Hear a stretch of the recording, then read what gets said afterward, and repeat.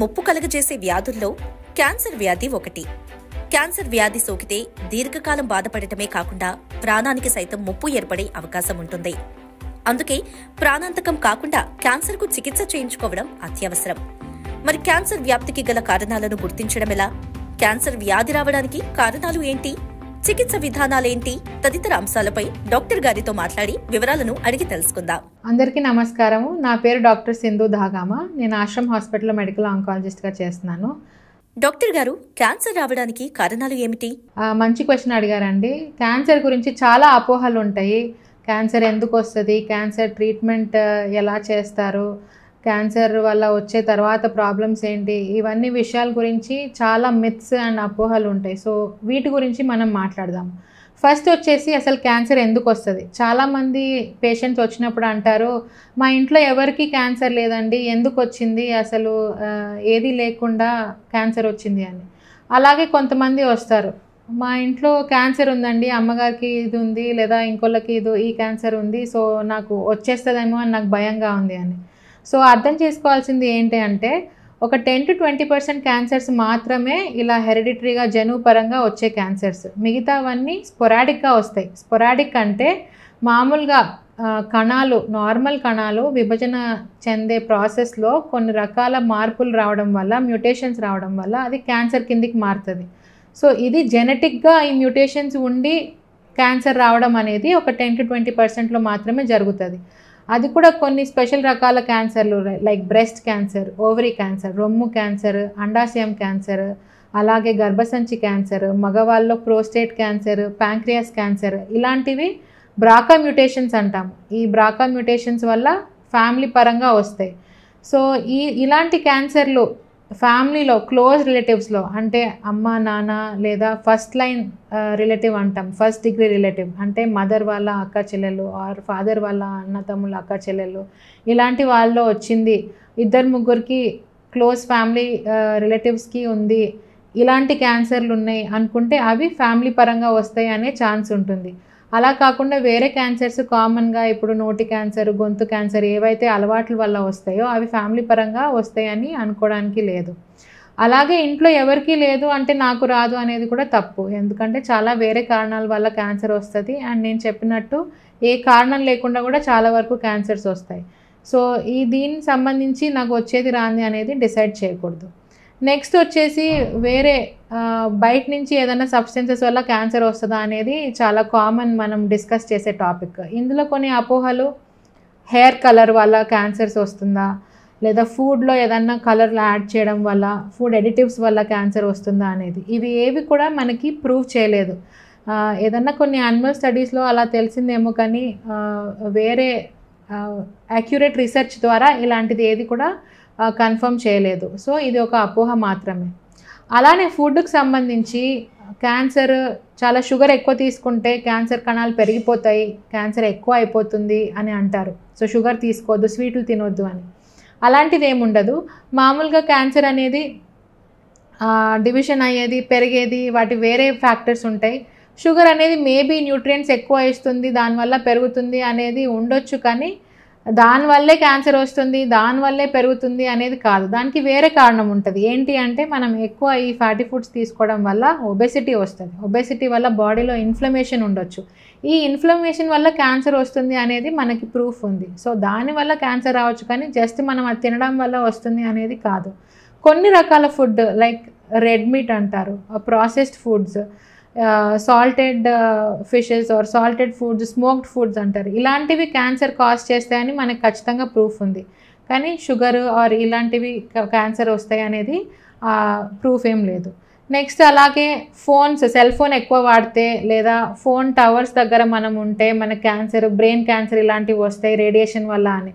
So ఇది కూడా ఒక అపోహ మాత్రమే. ఏవి వెల్ ఎస్టాబ్లిష్ స్టడీస్లో ఇది ప్రూఫ్ చేయలేదు దీనివల్ల క్యాన్సర్ వస్తుందని. డాక్టర్ గారు, క్యాన్సర్ అంటువ్యాధా? చాలామంది అదే క్వశ్చన్ అడుగుతారు. ఇంట్లో క్యాన్సర్ ఉన్న పేషెంట్ ఉన్నారు, వాళ్ళని కేర్ తీసుకుంటే అది మనకు వస్తుందా, లేదా ఇంట్లో చిన్నపిల్లలు ఉన్నారు వాళ్ళకి ఏమైనా ఎఫెక్ట్ అవుతుందా క్యాన్సర్ అని. క్యాన్సర్ అనేది ఒక అంటువ్యాధి కాదు. It is not a communicable disease. So cancer అనేది ఒకరి నుంచి ఒకరికి స్ప్రెడ్ అయ్యేది కాదు. కొన్ని రకమైన క్యాన్సర్స్ ఇన్ఫెక్షన్స్ ద్వారా వస్తాయి. లైక్ సర్వైకల్ క్యాన్సర్ అనేది హెచ్పివి ఇన్ఫెక్షన్ వల్ల, గ్యాస్ట్రిక్ స్టమక్ క్యాన్సర్స్ కొన్ని రకాలవి హెలికోబాక్టర్ పైలోరీ అనే ఇన్ఫెక్షన్ వల్ల, అలా కొన్ని క్యాన్సర్స్ ఇన్ఫెక్షన్స్ వల్ల వస్తాయి. కాకపోతే ఈ ఇన్ఫెక్షన్ స్ప్రెడ్ అయి నాకు కూడా క్యాన్సర్ వస్తుంది అనేది ఉండదు. సో క్యాన్సర్ అనేది స్ప్రెడ్ అవుతుందని భయం పెట్టుకునే అవసరం లేదు. డాక్టర్ గారు, నొప్పి లేని కణితులు క్యాన్సర్కు కారణమవ్వవచ్చా? సో చాలామంది వస్తారు పేషెంట్స్, నాకు కంటి తెలిసింది కాకపోతే నొప్పేం లేదని నేను వచ్చి చూపించుకోలేదు అని. సో ఇంపార్టెంట్ థింగ్ గుర్తుంచుకోవాల్సింది ఏంటంటే, చాలా రకాల క్యాన్సర్లు స్టార్టింగ్ స్టేజెస్లో లేదా తర్వాత అయినా నొప్పితో రావు, నొప్పి ఉండదు. అన్ని రకాల క్యాన్సర్స్కి నొప్పి ఉండదు. ఉదాహరణకి ఇప్పుడు రొమ్ము క్యాన్సర్ ఉంది, స్టార్టింగ్ స్టేజ్లో ఉన్నప్పుడు రొమ్ములో కంతిలానే ఉంటుంది, దానికి నొప్పి ఏమి ఉండదు. పోగా అక్కడ లోపల ఏమన్నా వేరే నరాల్ని ప్రెషర్ పెట్టినా, స్కిన్ మీదకి వచ్చినా కానీ అప్పుడు మనకి నొప్పి వస్తుంది. అలాగే లోపల పొట్ట లోపల ఏమన్నా కంతులు ఉన్నా కానీ అవి పక్కన అవయవాల మీద ప్రెషర్ పెట్టినా, లోపల నరాల మీద ప్రెషర్ పెట్టినా అప్పుడు మనకు నొప్పి వస్తుంది, మామూలుగా నొప్పి రాదు. సో అన్ని రకాల క్యాన్సర్స్ నొప్పితోటే రావాలి అని లేదు. సో ఏదన్నా మనకి కంటి ఉంది, మనకి తేడాగా అనిపిస్తుంది అనుకుంటే ఖచ్చితంగా వెళ్ళి డాక్టర్ని చూపించుకొని అది క్యాన్సర్ కింద ఉందా లేదా అనేది చూపించుకోవాలి. ఎందుకంటే చాలాసార్లు ఇవి నొప్పి లేకుండానే రావచ్చు. Many lumps, especially breast lumps, they are painless. So if they are painful, those will be in the later stages. తర్వాత పెయిన్గా వస్తుంది. సో మనం ముందే కనిపెట్టాలంటే మనకి ఇలాంటి నార్మల్ లంప్స్ ఉన్న, చాలా వరకు ఇవి నార్మల్ లంప్స్ కూడా అవ్వచ్చు. మనకి రొమ్ములో కంటి ఉంది అంటే ఖచ్చితంగా అది బ్రెస్ట్ క్యాన్సరే అవ్వాలని కాదు. చిన్న వయసులో నార్మల్ ఫైబ్రోఎడినోమాస్ ఇలాంటివి ఉంటాయి, అవి పెయిన్ లేకుండా ఉంటాయి. సో పెయిన్ లేదు అంటే ఖచ్చితంగా క్యాన్సర్ అని కూడా కాదు. బట్ మనకి ఇలా ఉంది అని చెప్పి చూపించుకోకుండా ఉండకూడదు, పెయిన్ వస్తేనే చూపించుకుంటాను అనే అపోహలో ఉండకూడదు. డాక్టర్ గారు, ముఖ పరీక్ష వల్ల cancer సోకుతుందా?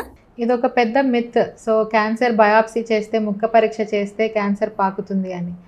Any type of cancer మనం కన్ఫర్మ్గా డయాగ్నోస్ చేయాలంటే, కరెక్ట్గా నిర్ధారణ చేయాలంటే ఖచ్చితంగా ముఖ పరీక్ష చేయాలి. ముఖ పరీక్ష చేయండి, అది ఏ రకమైన క్యాన్సర్, దాంట్లో ఎలాంటి రకమైన మ్యూటేషన్స్ ఉన్నాయి, లేదా ఏ టైప్ ఆఫ్ బిహేవియర్ ఉంది, ఇవన్నీ మనకి విషయాలు తెలుసుకోవడానికి ఖచ్చితంగా ముఖ పరీక్ష చేయాలి.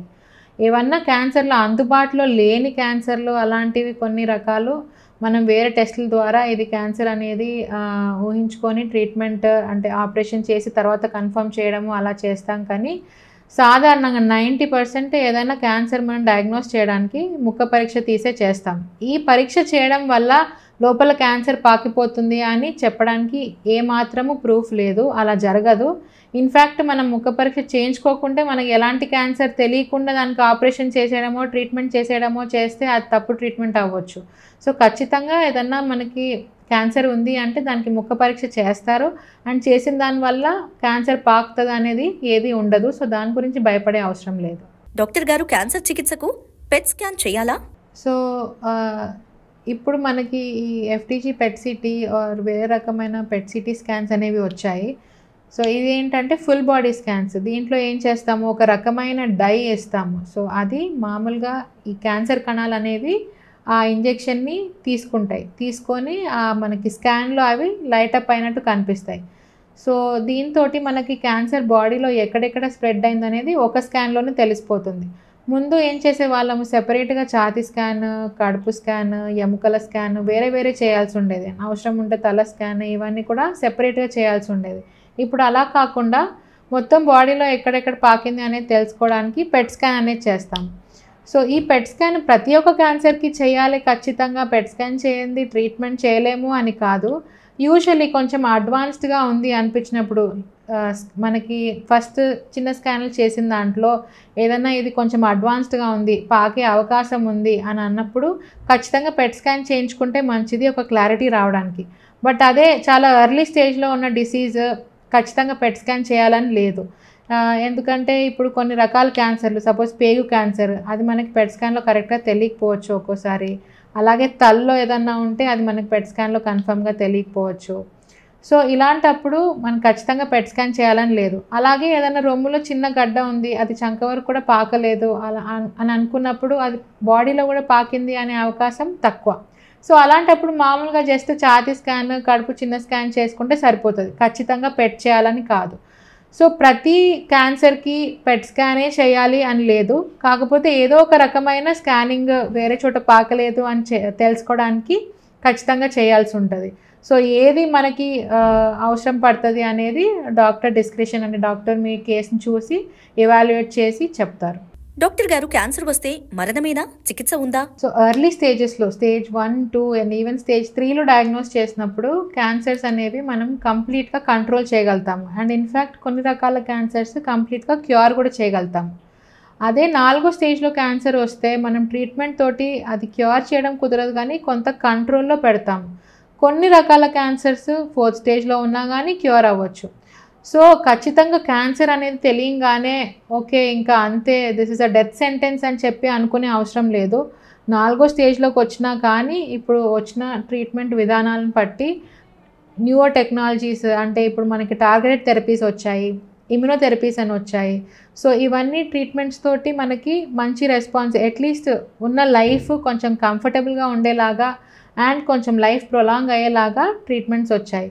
సో ఏదన్నా క్యాన్సర్ మనకి 4వ స్టేజ్లో వచ్చిన దాన్ని హోప్ విడిచిపెట్టేసి ఇంకా ఎలాగో 4వ స్టేజ్ కదా, ట్రీట్మెంట్ ఎందుకు, దీనికి అవసరం లేదు, పేషెంట్ ఎందుకు ఇబ్బంది పెట్టడము అని అలా అనుకోకూడదు. ఎందుకంటే కొన్ని రకాల క్యాన్సర్లు ట్రీట్మెంట్కి బాగా లొంగుతాయి. సో అది ఒకవేళ అలాంటి పరిస్థితి ఏమన్నా ఉంది, బాగా ఇబ్బందిగా ఉంది, పేషెంట్ ట్రీట్మెంట్ తట్టుకోలేరు, పేషెంట్ బాగా అడ్వాన్స్ స్టేజ్లో వచ్చారు అన్నప్పుడు మనకి డాక్టరే సలహా ఇస్తారు, ఈ క్యాన్సర్కి ట్రీట్మెంట్ ఎక్కువ చేయలేము, పేషెంట్ తట్టుకోలేరు, మనకి సర్వైవల్ బాగుండకపోవచ్చు అని. కాకపోతే మెజారిటీ ఆఫ్ ద టైమ్స్ మనకి 4వ స్టేజ్లో ఉన్న కొంత ట్రీట్మెంట్ తోటి పేషెంట్కి రిలీఫ్ ఉంటుంది, పేషెంట్ లైఫ్ ఉన్ననాలు కంఫర్టబుల్గా ఇబ్బంది పడకుండా మనం చేయగలుగుతాము. సో క్యాన్సర్ అనేది రాగానే డెత్ సెంటెన్స్ అని మాత్రం అనుకోవద్దు. ఖచ్చితంగా దానికి ట్రీట్మెంట్ తీసుకుంటే ఎర్లీ స్టేజెస్లో మంచి రిజల్ట్స్ వచ్చే ఆప్షన్ ఉంటుంది. తర్వాత కూడా క్యాన్సర్ ట్రీట్మెంట్ అయిపోయాక మీరు బ్యాక్ టు నార్మల్, ముందు ఉండేలాగా అన్ని పనులు చేసుకోవచ్చు, నార్మల్గా ఉండొచ్చు. ఫాలోఅప్కి వస్తూ ఉంటే మళ్ళీ ఏదన్నా సెకండ్ టైం వచ్చిందా అనేది తొందరగా కనిపెట్టి దానికి ట్రీట్మెంట్ చేసుకోవచ్చు. సో మీరు ఏదన్నా మనకి ఇలా క్యాన్సర్లా తెలిసినా కానీ ముందుకెళ్ళి ట్రీట్మెంట్ తీసుకొని ఫాలోఅప్లో ఉంటే భయపడకుండా ఉండొచ్చు.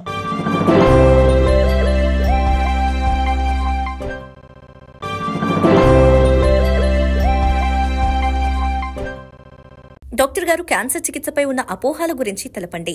సో క్యాన్సర్ ట్రీట్మెంట్ వచ్చేసి 3 రకాలు. ఆపరేషన్ చేస్తాము, సర్జరీ, అండ్ దెన్ కీమోథెరపీ ఉంటుంది. కీమోథెరపీ అంటే సలైన్ ద్వారా ఇంజెక్షన్స్ ఎక్కిస్తాము. ఇంకోటి రేడియోథెరపీ ఉంటుంది. సో రేడియోథెరపీ అంటే మనము రేడియేషన్ అనేది ఆ బాడీ మీద, ఆ కంటి దగ్గర పడి ఆ కణాలని తగ్గిస్తుంది. సో ఈ 3 రకాల ట్రీట్మెంట్స్కి కూడా చాలా అపోహలు ఉంటాయి. ఫస్ట్ సర్జరీకి వచ్చేసి ఆపరేషన్ చేస్తే, అంటే కంటి మీద కత్తి పెడితే ఇది పాకిపోతుంది. సో ఇందాక మనం మాట్లాడినట్టు బయాప్సీ చేస్తే క్యాన్సర్ స్ప్రెడ్ అవుతుంది అన్నట్టు సర్జరీ చేస్తే క్యాన్సర్ స్ప్రెడ్ అవుతుంది అనే ఒక అపోహ. అలాంటిది ఏమి ఉండదు. సర్జరీ తోటి పూర్తిగా క్యాన్సర్ని తీసేయగలుగుతాము, అంటే ఆపరబుల్ కేసెస్లో పూర్తిగా క్యాన్సర్ని తీసేయగలుగుతాము. ఎర్లీ స్టేజ్లో ఉన్నప్పుడు ఆపరేషన్ చేసి తీసేస్తాము. సో మనకి నెక్స్ట్ కీమోథెరపీ వచ్చేసి పెద్ద వయసు వాళ్ళు కీమోథెరపీ తట్టుకోలేరేమో, లేదా పేషెంట్ బాగా వీక్గా ఉన్నారు, కీమోథెరపీ తట్టుకోలేరేమో అనే అపోహ చాలా కామన్గా ఉంటుంది. సో సామాన్యంగా ఒకవేళ పెద్ద వయసు అయినా కానీ, ఈవెన్ 70 సంవత్సరాలు, 75, 80 సంవత్సరాల వరకు ఉన్నా కానీ కొంతమంది ఫిట్గా ఉంటారు. సో ఏజ్ని సంబంధించి కాదు, పేషెంట్ జనరల్ కండిషన్ని బట్టి క్యాన్సర్ ట్రీట్మెంట్ అనేది తీసుకోగలుగుతారా లేదా అనేది డిసైడ్ చేస్తాము. సో ఖచ్చితంగా మనమే డిసైడ్ చేయడానికి ఉండదు, ఓకే బాగాలేదు కదా ఆయనకి, క్యాన్సర్ వచ్చేసింది, దీనికి ట్రీట్మెంట్ చేస్తే ఇంకా సైడ్ ఎఫెక్ట్స్ ఎక్కువ అవుతాయి, క్యాన్సర్తో ఇబ్బంది పడడం కంటే క్యాన్సర్ ట్రీట్మెంట్ తోటే ఎక్కువ ఇబ్బంది పడాల్సి వస్తుంది, సో క్యాన్సర్ ట్రీట్మెంట్ అయితే వద్దు అని అనుకోవడం అయితే ఒక అపోహ. ఎందుకంటే క్యాన్సర్ వచ్చినప్పుడు జబ్బు వల్ల చాలామంది ఆ బాధతోటి, ఆ డిసీజ్ వల్ల చాలా నీరసంగా ఉండడము, లేదా వీక్గా ఉండడము, ట్రీట్మెంట్ తట్టుకోలేరేమో అన్నట్టు అనిపించడము జరుగుతుంది. అదే మనము ట్రీట్మెంట్ స్టార్ట్ చేసిన తర్వాత జబ్బు కూడా తగ్గడంతో వాళ్ళ జనరల్ కండిషన్ ఇంప్రూవ్ అవుతుంది, బాగా అవుతారు. సో ఎప్పుడైనా డాక్టర్ చూసినప్పుడు వాళ్ళ వయసుని బట్టి, వాళ్ళకున్న వేరే ప్రాబ్లమ్స్ని బట్టి, బీపీ, షుగర్ లేదా హార్ట్ ప్రాబ్లమ్ ఇవన్నీ ఏమున్నాయో చూసుకొని వాళ్ళకున్న క్యాన్సర్ని బట్టి ఏది ఎంత డోస్లో పెట్టాలి, ఎంత డోస్లో పెడితే వీళ్ళు తట్టుకోగలుగుతారు అండ్ జబ్బు తగ్గి వీళ్ళు బాగా అవుతారు అనేది డిసైడ్ చేస్తారు. సో ఖచ్చితంగా ఏజ్ ఎక్కువ అని లేదా ఇవన్నీ కోమాబిడిటీస్ అంటే diabetes, hyper tension, heart problem ఉన్నాయని, లేదా జనరల్ కండిషన్ బాగాలేరు, తినట్లేదు, అందుకే ఇంకా కీమోలు ఇవి చేయలేము అని కాదు. ఇవన్నీ కూడా మన డాక్టర్ అసెస్ చేసి వాళ్ళకి తగ్గట్టుగా వాళ్ళకి ఎంత డోస్ పడుతుందో లేదా ఏ టైప్ ఆఫ్ ట్రీట్మెంట్ సూట్ అవుతుందో చూసుకొని చేస్తారు. ఇంకో అపోహ సైడ్ ఎఫెక్ట్స్ అస్సలు తట్టుకోలేరు అని. సో యూజువల్లీ కీమోథెరపీ వల్ల సైడ్ ఎఫెక్ట్స్ వచ్చేవి వాంతులు, వికారము, విరోచనాలు, నోరుపూత, జుట్టు ఊడిపోవడము ఇలాంటివి. సో ఇప్పుడు కొత్త రకాల ఆప్షన్స్, ట్రీట్మెంట్ ఆప్షన్స్ అన్నీ వచ్చాయి. లైక్ ఇమ్యూనోథెరపీ, టార్గెటెడ్ థెరపీ, వీటికి ఇలాంటి సైడ్ ఎఫెక్ట్స్ తక్కువ. అలా కాకుండా సైడ్ ఎఫెక్ట్స్ని కూడా మేనేజ్ చేయడానికి చాలా కొత్త రకమైన ట్రీట్మెంట్స్ వచ్చాయి. ఇప్పుడు వాంతులకి, వికారానికి దీనికి ఉండే మందుల వల్ల మోస్ట్ ఆఫ్ ద పేషెంట్స్ వాంతి, విరోచనాలు కంప్లైంట్ చేయరు. ఉన్నా కానీ దానికి మనం వెంటనే హాస్పిటల్కి వెళ్ళి ట్రీట్మెంట్ తీసుకుంటే తగ్గిపోతుంది. సో క్యాన్సర్ ట్రీట్మెంట్ అనేది, కీమోథెరపీ అనేది ర్యాపిడ్లీ డివైడింగ్ సెల్స్ అంటే బాగా తొందరగా విభజనం చెందే సెల్స్ మీద యాక్ట్ చేస్తుంది. సో ఇలాంటివి క్యాన్సర్ కణాలు, జుట్టు, స్కిన్, లోపల పేగులు, లైనింగ్, ఇవన్నీ బాగా ఫాస్ట్గా డివైడ్ అవుతాయి. సో ఈ క్యాన్సర్ కీమోథెరపీ వీటి మీద యాక్ట్ చేస్తుంది. అందుకే మనకి ఇవన్నీ సైడ్ ఎఫెక్ట్స్ వస్తాయి.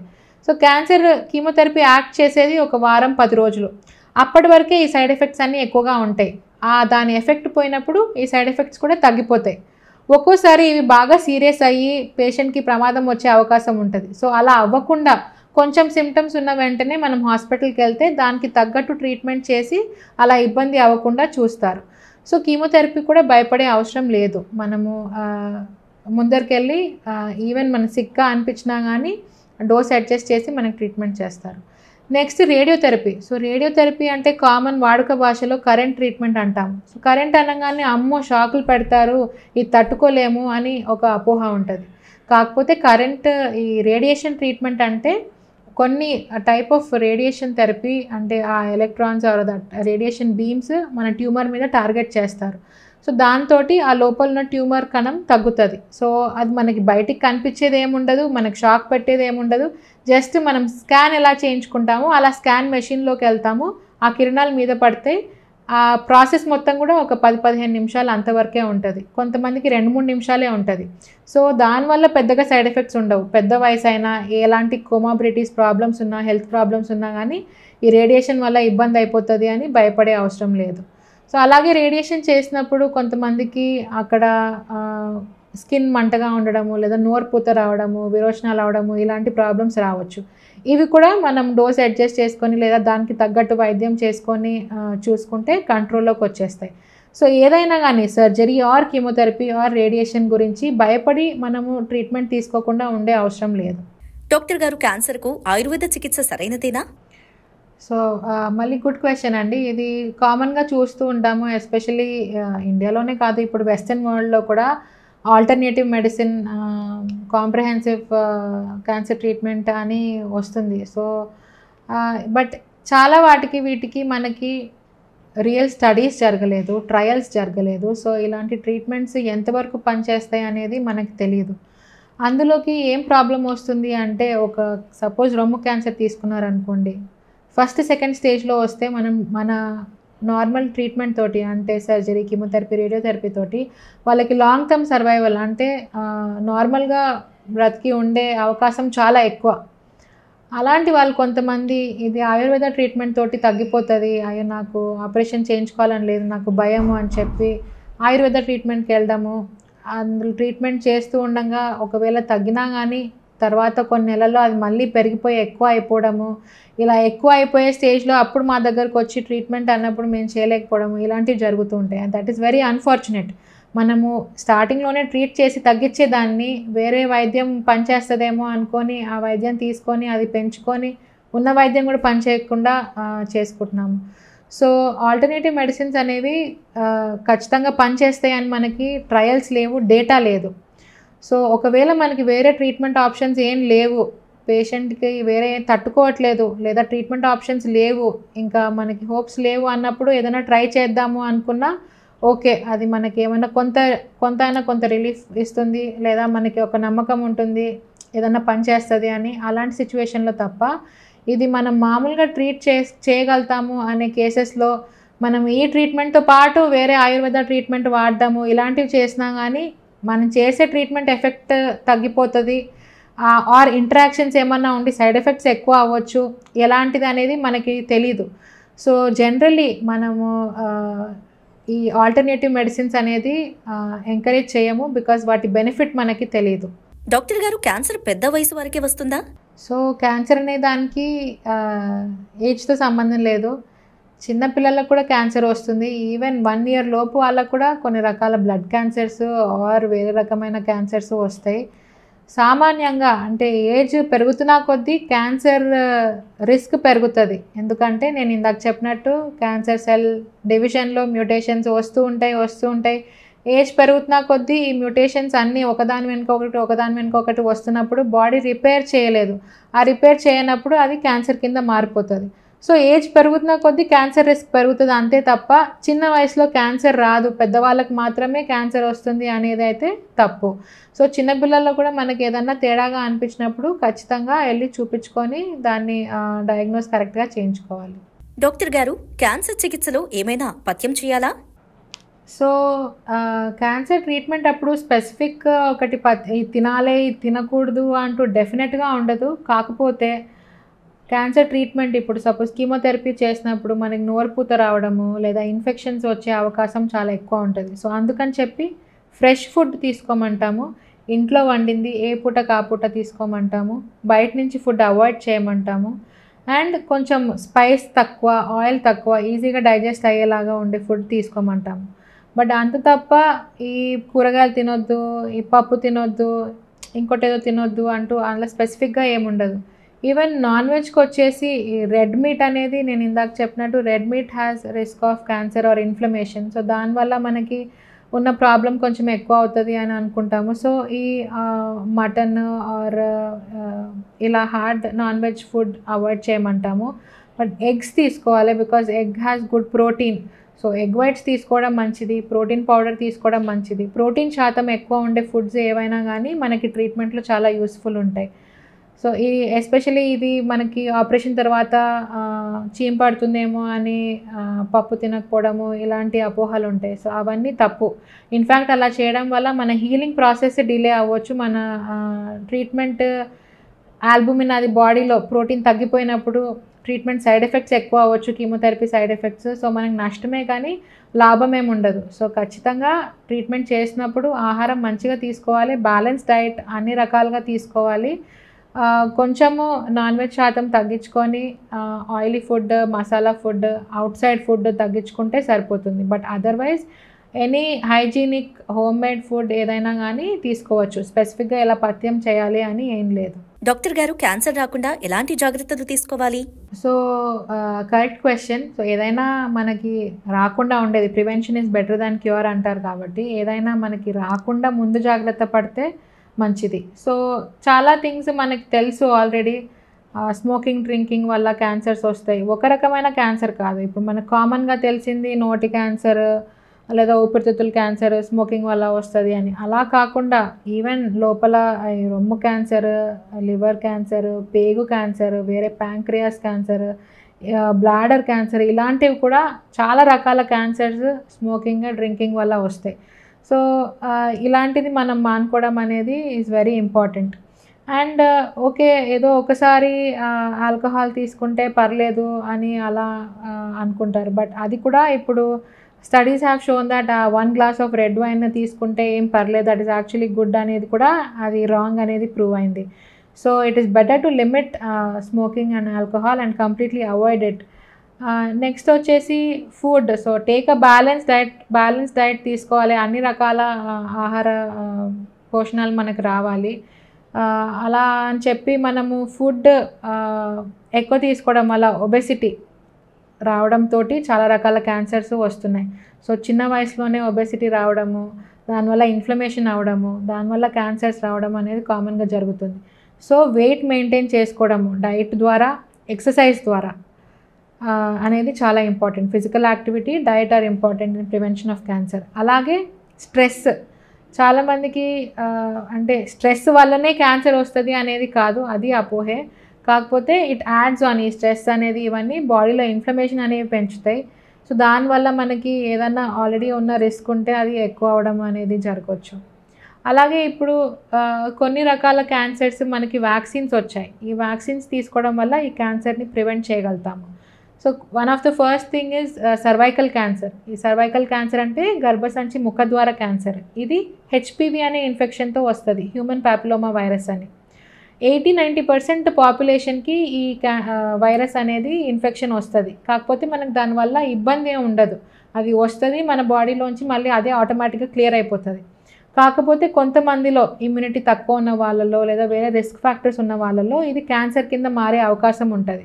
అది క్యాన్సర్ కింద మారినప్పుడు అప్పుడు మళ్ళీ సేమ్ ఈ treatment and all this patient has to go through.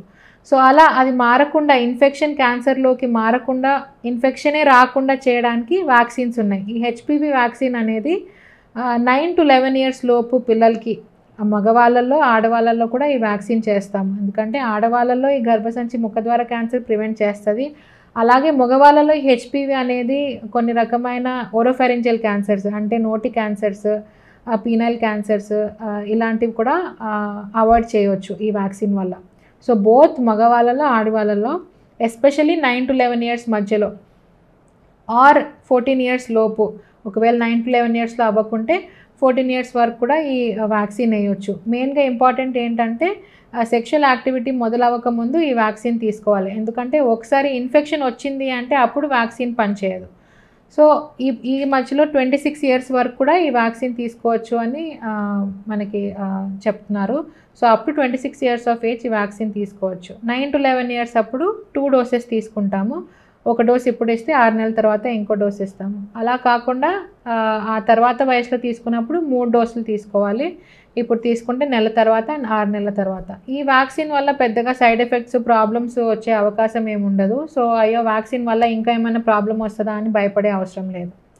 అలాగే ఇంకొక ఇన్ఫెక్షన్ క్యాన్సర్ కాజ్ చేసేది హెచ్పివి అంటాం, హెపటైటిస్ బి.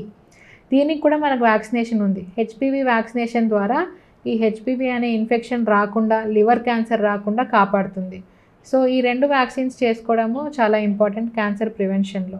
సో ఇప్పుడు ఈ అపోహలు ఏంటి, నిజాలేంటి అనేది అన్నీ తెలుసుకున్నారు. క్యాన్సర్ రాకుండా ఏం చేయవచ్చు అనేది తెలుసుకున్నారు. సో ఇవన్నీ విని తెలుసుకొని వేరే వాళ్ళకు కూడా చెప్పి ఈ క్యాన్సర్ రాకుండా కాపాడుకుంటారు అని ఆశిస్తున్నాను. ధన్యవాదాలు.